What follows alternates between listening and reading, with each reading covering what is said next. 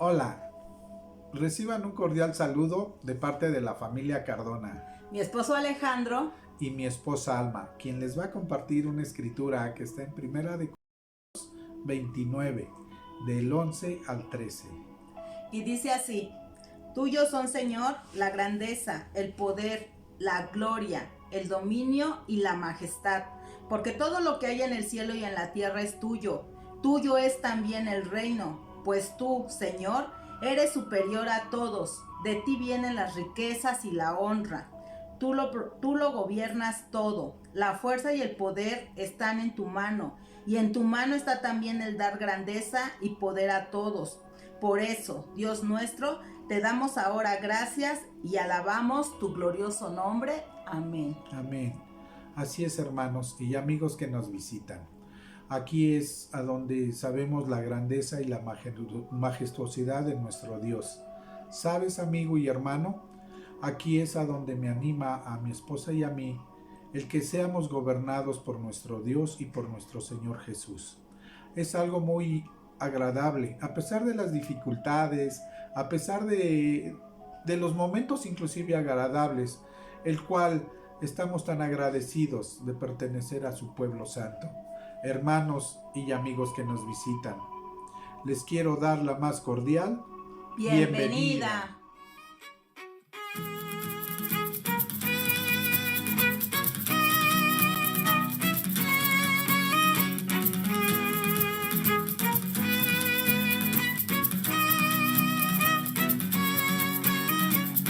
De las cenizas me has levantado, vuelto a nacer. Tu gracia irrumpió, mi corazón ha vuelto a latir. Mi llanto en gozo cambiaste, Jesús. Borraste el pasado, hoy vivo en la luz. Danzamos en tu libertad, tu vida corre en mi ser. Cantamos por tu gloria, Dios, el gozo de tu salvación. No puedo callar.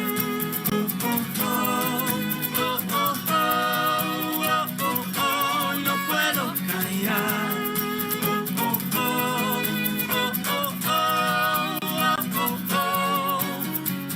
Sobre la roca estoy, mis ojos puestos solo en Jesús. Ante la tempestad, mi ancla firme está en ti. Mi llanto en gozo cambiaste, Jesús.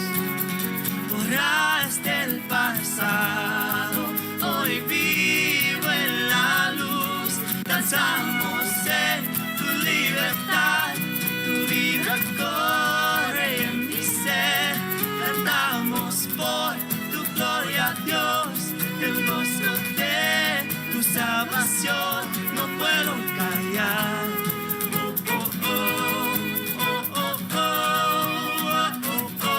No puedo callar.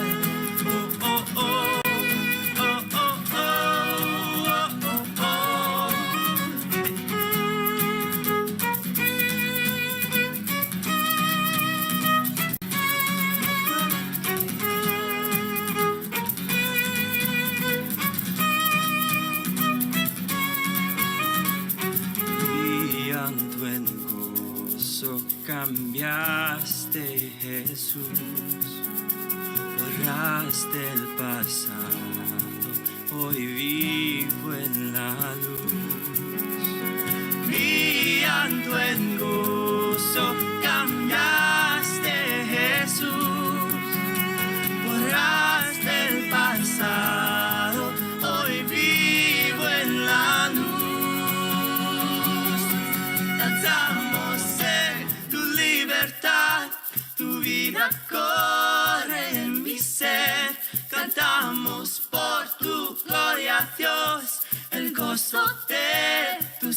salvación. Cantamos en tu libertad, tu vida corre en mi ser. Cantamos por tu gloria, Dios, el gozo de tu salvación. No puedo callar.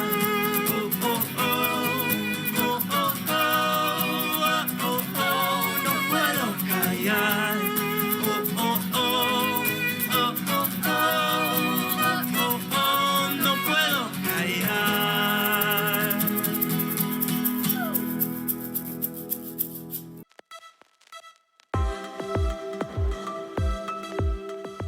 Desde hace algunas semanas, las clases han tratado sobre este libro o El poder del discipulado.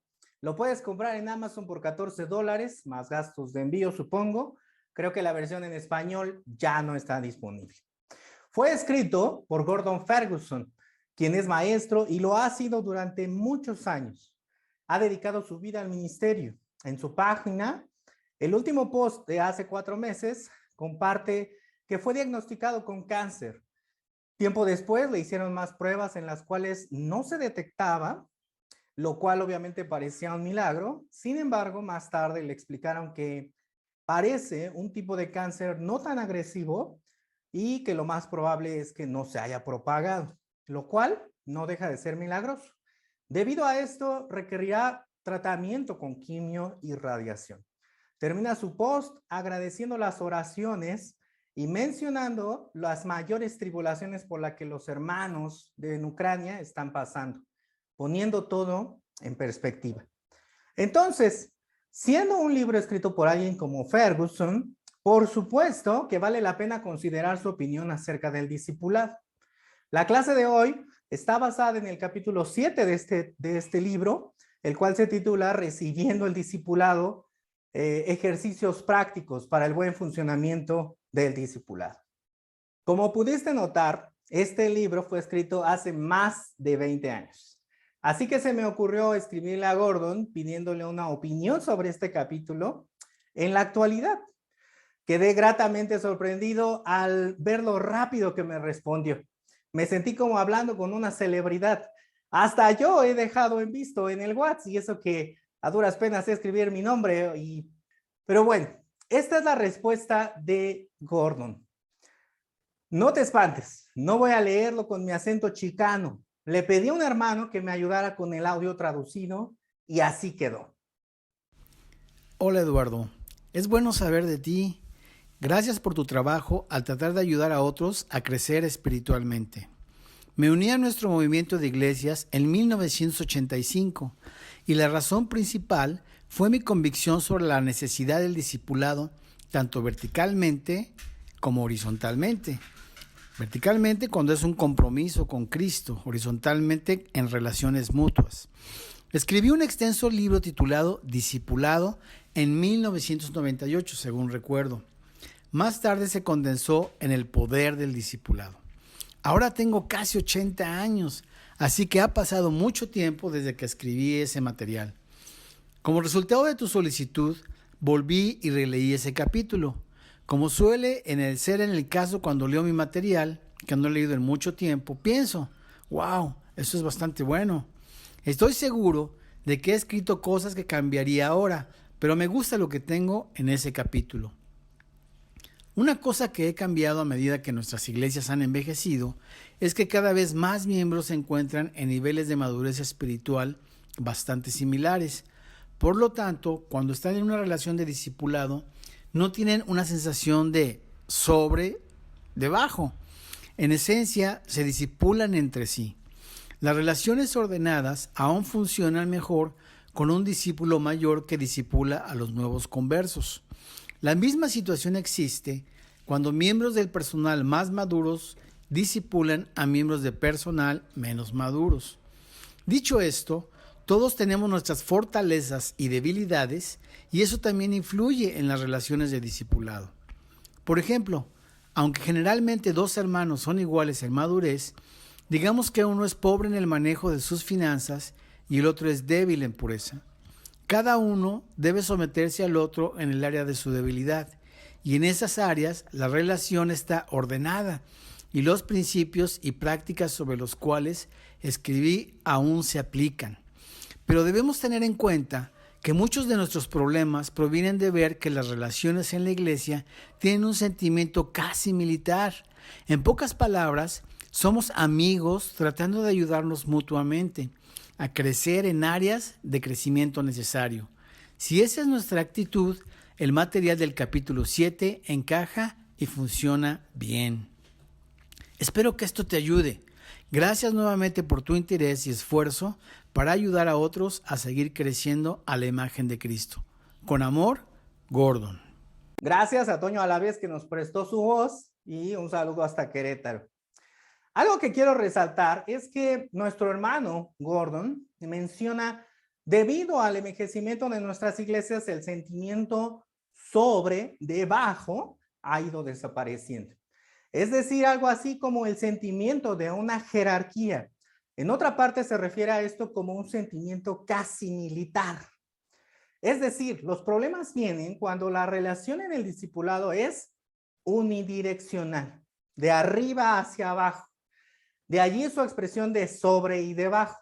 O sea, ese discurso de yo soy el discipulador, confiésame tus pecados, tienes que ser abierto conmigo, pero yo no lo hago contigo recíprocamente, porque yo lo hago a su vez con mi discipulador, ya no tendría por qué existir. Algunos van más allá y mal utilizan la escritura de Hebreos 13:17, donde dice: obedezcan a sus dirigentes y sométanse a ellos, porque ellos cuidan sin descanso de ustedes, sabiendo que tienen que rendir cuentas a Dios. Procuren hacerles el trabajo agradable y no penoso, pues lo contrario no sería de ningún provecho para ustedes. Y a la vez, también ignoran lo que Pedro dijo: compórtense no como si fueran dueños de los que están a su cuidado, sino procurando ser un ejemplo para ellos. Yo sé que no todos, pero los que sí, paremos ya de comportarnos así. Esas conductas han promovido abusos, control, relaciones insanas, rencor y dolor en la vida de muchos. Por otro lado, Ferguson describe como discípulo a: somos amigos tratando de ayudarnos mutuamente a crecer en áreas de crecimiento necesario.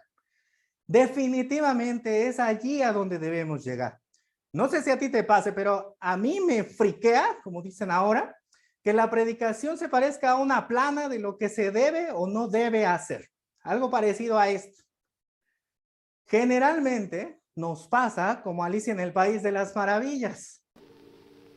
Yo sé muy bien lo que debo hacer, pero casi siempre lo hago mal. Pero de que sabemos lo que debemos hacer, lo sabemos.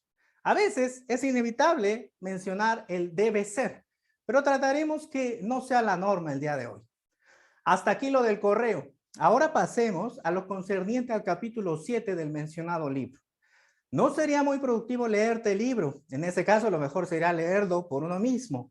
Pero evidentemente tocaré cada uno de los puntos que él propuso. Número 1, aprecia la organización. Establece la importancia de que todos tengamos un discipulador y la de programar dentro de nuestras agendas un tiempo dedicado al discipulado. No esperar que natural o espontáneamente coincidan nuestros horarios. Alguna vez me pregunté, ¿quién y bajo qué criterios asigna el discipulado? Y me imaginé algo así. Allí los líderes viendo la asignación del discipulado, no falta el que se escandaliza, no falta el que ni le interesa tanto, o el pobre que le tocó organizar. Obviamente no es así, pero en la práctica muchas veces se puede parecer más a tener una lista con nombres y más o menos ir asignando, en el mejor de los casos, bajo criterios de cierta afinidad, estado civil, edad, hijos o sin hijos, etcétera. Pero en casos más extremos se convierte en un estira y afloja, porque resulta que la mitad del ministerio no puede discipular, por diversas razones, y ese es otro tema. ¿Por qué en la práctica hay quien tiene más de 5, 6, 10 o más discípulos asignados? Aquí en China es un síntoma de una crisis. Es un viejo lastre que hemos tenido obstaculizando la efectividad del discipulado por años.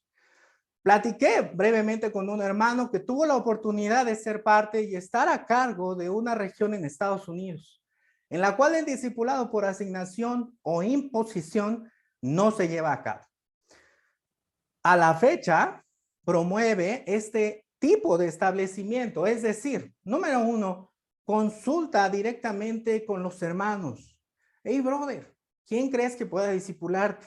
¿Con quién ya tienes una amistad o con quién te gustaría formar una amistad?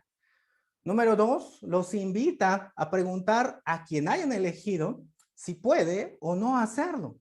La respuesta puede ser negativa y por supuesto habría que seguir buscando otra opción. Suena simple, pero este sencillo modelo requiere mucha madurez, porque tal vez si preguntáramos en esta región, más del 90% respondería que me discipule Humberto y Miriam, o los Roque, o Richie, lo cual obviamente es imposible. Y quizás el otro 10% elegiría a alguien que de antemano sabe, del cual recibiría más apapacho que desafío y ayuda. ¿Requiere madurez? Sí. Sinceridad, también. Pero sobre todo, requiere cambiar de paradigma. Los Brothers del Norte dicen cambiar el mindset, que básicamente es el conjunto de actitudes que alguien posee. ¿Y cuál es ese paradigma? Pues el que conceptualiza al discipulado como una ley, como una obligación o imposición. Desde los albores del movimiento se estableció como estandarte. ¿Cuántas veces no se ha dicho o escuchado la frase, el discipulado de la iglesia no lo vas a encontrar en ningún otro lado? Casi, este discipulado no lo tiene ni Obama, con ese tinte absolutista que por muchos años dominó la postura de la iglesia. Lo cierto es que hay remanentes y sería un engaño pensar que los hemos superado del todo a nivel individual o a nivel colectivo. ¿Qué podemos hacer? Podemos dar pasos para reemplazar ese paradigma por el discipulado es una herramienta. No es la panacea, no es la solución a todos nuestros problemas, no es la piedra angular sobre la que se edifica la iglesia, ya que el libro de Hechos 4:11 dice claramente, Jesús es la piedra que ustedes los constructores despreciaron, pero que se ha convertido en la piedra principal. Qué peligroso sustituir la piedra angular, que es Jesús, con la práctica subjetiva del discipulado. ¿Por qué digo subjetiva? Porque el Nuevo Testamento establece claramente que debe existir el discipulado, con la repetida frase, unos a otros. Pero como en otros temas, no es tan específica como para dictar que se debe hacer tal y como lo hacemos hoy en día. No dicta que los que tengamos más años deben de haberse convertido, deben discipular a los que tienen menos. Ni que los hombres deben discipular a hombres y mujeres a mujeres y casados a casados y jóvenes a jóvenes. No hay una escritura que nos señale que no podemos proponerle a alguien, hey, ¿cómo ves si nos discipulamos? ¿Cómo ves si nos ayudamos mutuamente? Y no estoy diciendo que todas esas prácticas no tengan un fundamento basado en el sentido común, en la experiencia previa, buena o mala, o en una clase de sabiduría. Pero al final y al cabo, el Nuevo Testamento da la libertad a la forma de implementar, aclarando, ¿el discipulado es opcional? La respuesta del Nuevo Testamento es un rotundo no. Pero, ¿la forma en que lo llevamos a cabo es la única? La respuesta también claramente es un no. Para muestra, Este hermano del que te platico lleva más de 10 años sin asignar o imponer el discipulado. Me comentó que solo ha llegado a hacerlo cuando los hermanos explícita y expresamente se lo solicitan. Entonces, es un modelo que puede funcionar, que está funcionando y que funciona bastante bien. El discipulado es una magnífica herramienta que está a nuestro alcance, algo así como el rompetormentas de Thor. Aunque pensándolo bien, eso sería más bien la Biblia misma, lo que dejaría al discipulado algo así como el poder de los gemelos fantásticos. No, no es cierto. Ya en serio, ¿alguna vez has intentado usar una herramienta para lo que no está diseñada? Por ejemplo, yo una vez intenté clavar un clavo con un tubo en lugar de ir por el martillo. Pobres de mis dedos, sufrieron la consecuencia de mi pereza. Tristemente, tenemos que evaluar y reconocer que hemos utilizado la herramienta del discipulado para lo que no es. Me refiero que lo hemos utilizado para controlar, para juzgar, para violar la confidencialidad y, en casos extremos, para abusar. El segundo punto que propone Ferguson es: piensa en la amistad. Se requiere un enfoque y un esfuerzo en desarrollar amistades, decidir en lugar de guiarnos por nuestra inclinación o atracción natural hacia cierto tipo de personalidades. Nuestra habilidad para relacionarnos se alimentará y refinará de manera sorprendente. También propone el cómo, abriendo nuestros corazones, sirviendo juntos, orando juntos, divirtiéndonos juntos. Si me preguntas, ¿cuántos amigos tienes? Te diría como 3. Sin contar a mi mejor amiga, que es mi esposa, ni a mis hermanas carnales, que también son mis amigas. Tal vez sea que yo soy muy antisocial. Quizás algunos no puedan contar a sus amigos ni juntando los dedos de las manos y los pies. Y es sorprendente y qué bueno. En mi caso, mi esposa siempre me dice que no soy un buen amigo, que debo aprender a cuidar mis amistades. Eso me hace pensar entonces que esos 3 amigos que tengo es porque ellos sí saben ser amigos y que yo necesito aprender de ellos. Pregúntate, ¿cuántas veces has invitado a comer a tus amigos? ¿A cuántos les has recibido en tu casa? ¿A cuántos les has visitado cuando están enfermos? ¿Con cuántas o con cuántos has compartido una salida? Quizá no unas vacaciones, pero sí una escapada fuera de la ciudad. La amistad requiere acción, requiere inversión en tiempo, dinero, esfuerzo. Hubo un hombre, Knut Rockne, creo que así se pronuncia, jugador de fútbol americano de nacionalidad noruega y considerado uno de los entrenadores más influyentes en la historia del fútbol universitario. Y dijo una vez, un hombre que practica el espíritu deportivo es mejor que un centenar que lo predica. El tercer punto es: mantén expectativas razonables. Gordon escribió atinadamente que generalmente no sabemos cuáles son nuestras expectativas en una relación hasta que alguien no las cumple. Tenemos que asumir la responsabilidad de nuestra vida. No podemos hacer responsable a nadie más. Por ejemplo, ¿cuántos de nosotros no nos hemos sentido descuidados en nuestro discipulado? Y debido a eso, llegamos a pensar, he estado viendo pornografía porque no he pasado mis tiempos. O la violencia en mi hogar se ha ido incrementando porque no me han llamado. O la amargura en mi corazón no ha sido vencida porque no he tenido tiempo de hablarlo. Tal vez algunos de nosotros hasta hemos recaído en vicios como la bebida, como las drogas, porque nos hemos sentido descuidados. Lo que quiero decir es que cada uno es responsable de sí mismo. No podemos delegar nuestro estado espiritual a nadie más. Si para estos momentos ya te estás durmiendo, vale la pena que le pongas pausa y te vayas a echar agua en la carita antes de escuchar lo siguiente. Los doctores Henry Cloud y John Townsend, en su libro sobre límites, que también recomiendo ampliamente, escribieron lo siguiente: cada uno tiene responsabilidad hacia los demás y hacia uno mismo. Ayúdense unos a otros a llevar sus cargas, dice Gálatas 6:2, y así cumplirán la ley de Cristo. Este versículo aclara nuestra responsabilidad hacia los demás. Muchas veces los otros tienen cargas demasiado agobiantes. No tienen suficiente fuerza, recursos o conocimiento para llevar esa carga y necesitan ayuda. Negarnos a nosotros mismos para hacer por otros lo que no pueden hacer por sí solos es una muestra del amor sacrificado de Cristo.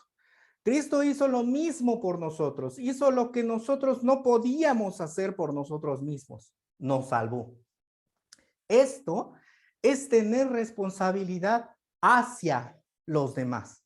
En cambio, el versículo 5 expresa que cada uno cargue con su propia responsabilidad.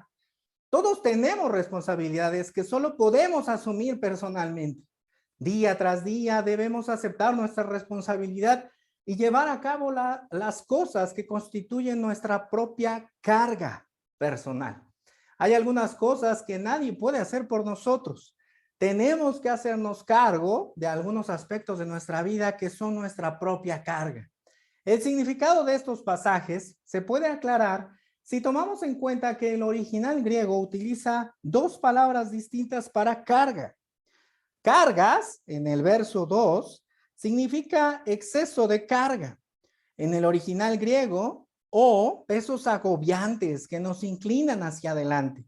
Estas cargas se asemejan a enormes rocas. Nos pueden aplastar. Nadie espera que llevemos una roca enorme sin ayuda. Nos quebraríamos la espalda. Necesitamos ayuda con estas rocas. Esos tiempos de crisis y tragedia en nuestras vidas. Por el contrario, en el versículo 5, la palabra griega cargar significa llevar una carga liviana o el trajín del diario vivir. Esta palabra describe los trabajos cotidianos que necesitamos hacer. Estas cargas son como mochilas. Se supone que cada uno cargue su propia mochila, su mochila respectiva. Se supone que podemos vivir con nuestros sentimientos, actitudes y conductas, así como las responsabilidades que Dios nos encomendó a cada uno, aun cuando requiere esfuerzo.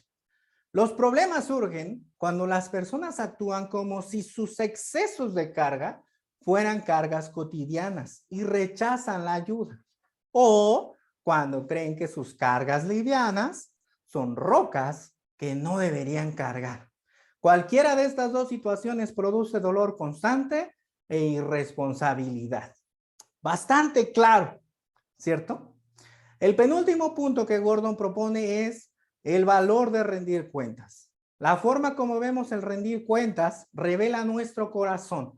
Si no vemos el valor de rendir cuentas, tenemos un problema espiritual. Santiago 5:16 dice claramente, confiésense unos a otros. No hay más que añadir, no hay nada que explicar. Tajantemente la Biblia habla sobre la importancia de la confesión como paso previo al arrepentimiento. Y el último punto es, organízate para el éxito. Habla del contacto diario y de estos consejos. Compartir luchas, victorias, pecados, sueños, planes. Abrir la Biblia juntos, compartir tiempos con Dios, orar juntos, pedir consejo en todas las áreas, recibir comentarios e instrucciones específicas, rendir cuentas, salir a compartir la fe y servir a quienes necesiten ayuda. Hablando de expectativas reales, cuando releí esto, me acordé de cuando era universitario, pasando las tardes dando charlas en Zacatenco, platicando con hermanos, dando estudios, caminando para compartir la fe o vendiendo dulces para alguna ofrenda especial. Pero tampoco pude evitar pensar, ni siquiera hago eso, todo eso, con mi esposa. Hay una vieja enseñanza y práctica de hombres con hombres, mujeres con mujeres. Creo que mientras uno es soltero, funciona muy bien. Sin embargo, ha sido llevada hasta el matrimonio. Yo no podría estar más en desacuerdo. Mi discipulador no es quien recibe mis cambios de humor, ni cuando me da el ataque de ansiedad por la incertidumbre del futuro. No es quien me ve reaccionar ante el estrés o el hambre. Tampoco me ve ponerme mal por la falta de salud o la crisis de los 40. Pero sí está mi esposa. Ella sabe cuándo estoy exagerando, cuándo debo ser ignorado y cuándo debo ser apartado y severamente reprendido, y viceversa. Me siento altamente responsable de ser la ayuda idónea para ella, de seguir adquiriendo nuevas habilidades para identificar mejor su dolor, su molestia, su incomodidad, para no malinterpretar sus gesticulaciones, para adaptarme a los cambios hormonales que trae consigo la edad. No estoy diciendo que como casados no necesitamos una relación de discipulado con un agente externo, pero la mayor responsabilidad definitivamente recae en nuestro cónyuge.